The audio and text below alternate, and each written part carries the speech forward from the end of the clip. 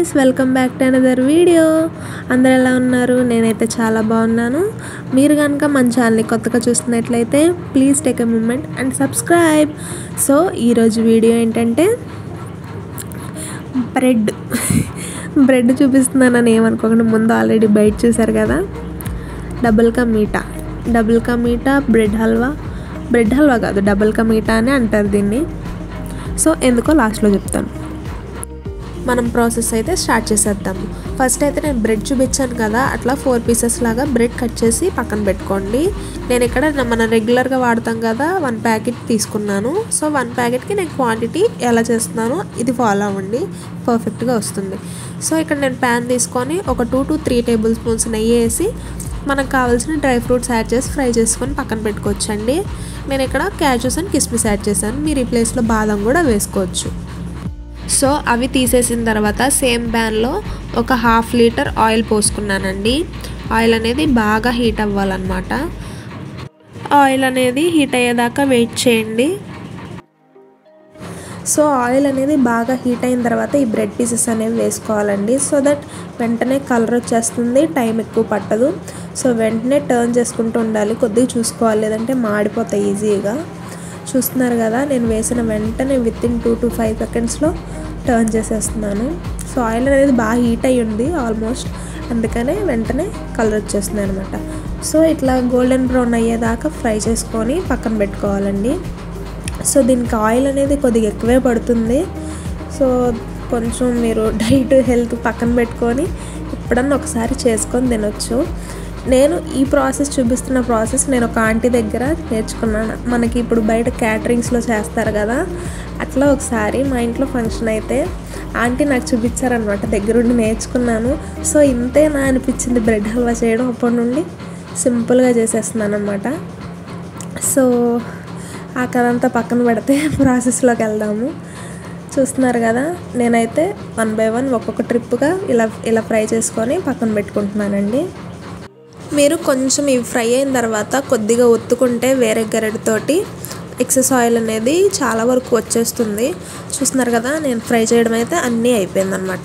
మంచి కలర్ వచ్చేసింది కదా. సో తర్వాత ప్రాసెస్ ఏంటంటే, నేను ఇక్కడ ఒక ప్యాన్ తీసుకున్నాను అండ్ పాకంకి 1 గ్లాస్ షుగర్ వేసుకున్నానండి. అండ్ మీరైతే మీ బ్రెడ్ క్వాంటిటీని బట్టి, నేను ఇక్కడ మనం రెగ్యులర్గా వాడే 1 ప్యాకెట్ బ్రెడ్ తీసుకున్నాను. సో దానికి 1 కప్ షుగర్ అనేది ఎనఫ్ అండి. 1 కప్ షుగర్కి 1 గ్లాస్ వాటర్ యాడ్ చేశాను.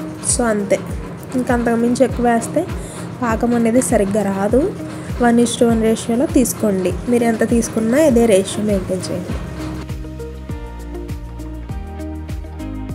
షుగర్ అంతా కరిగి చూడండి బాయిల్ అవుతుంది కదా, ఇక్కడ నేను యాలకులు కూడా యాడ్ చేస్తున్నాను.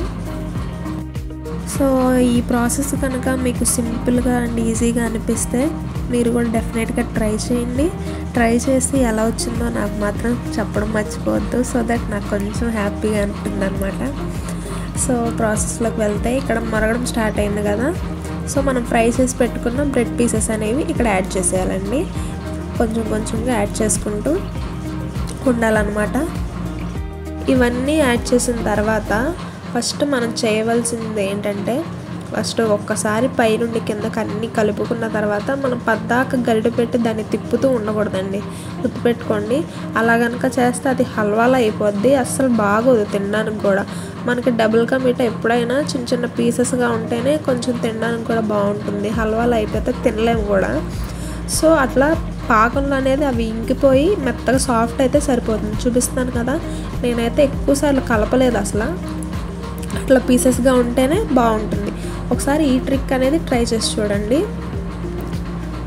సో కొంచెం లాస్ట్లో పాకం అనేది కొంచెం ఉండగా నేను ఇక్కడ వేడి చేసిన పాలు 1 గ్లాసు సరిపోతుంది. మనం ఈ ప్లేస్లో కోవా కూడా వేసుకోవచ్చు. సో కోవా అవైలబుల్గా లేకపోతే ఈ టిప్ ఫాలో అవ్వండి. 1 గ్లాస్ మిల్క్ వేసి దీన్ని కలపకూడదండి, జస్ట్ లిడ్ పెట్టేసుకొని అలా మగ్గిచ్చేస్తే పాలు అనేవి కోవాలా ఫామ్ అయిపోద్ది. చూడండి, మీకు కనిపిస్తుంది అనుకుంటున్నాను, వైట్గా కోవాలా కనిపిస్తుంది కదా, అలా ఫామ్ అయిపోద్ది. కోవా ఉంటే కోవా వేసుకోండి, లేదంటే ఈ టిప్ ఫాలో అవ్వండి, సరిపోతుంది. మనం పాలు వేసాక మిక్స్ చేసేస్తే అసలు అది బ్రెడ్ హల్వాలానే అనిపించదు. అది పాలలో బ్రెడ్ వేసుకొని తిన్న టేస్ట్ వచ్చేస్తుంది అనమాట. సో అదొకటి గుర్తుపెట్టుకోండి. మొత్తం ఇంకిపోయిన తర్వాత ఫైనల్గా ఫ్రై చేసుకున్న డ్రై ఫ్రూట్స్ యాడ్ చేసేస్తే అంతే, మన డబుల్ కా మీఠా అనేది రెడీ అయిపోయింది. చాలా సింపుల్. ఇంతైనా అనిపించింది ఉంటుంది మీకు కూడా, నాకు తెలుసు. సో డెఫినెట్గా ట్రై చేయండి. మీకు వీడియో నచ్చుతుందని అనుకుంటున్నాను. నచ్చితే మాత్రం లైక్ చేయడం మర్చిపోవద్దు. అండ్ మరికొన్న కొత్త వీడియోస్ కోసం మన ఛానల్ని సబ్స్క్రైబ్ చేయండి. Bye. Thanks for watching the video. Don't forget to like, share and subscribe.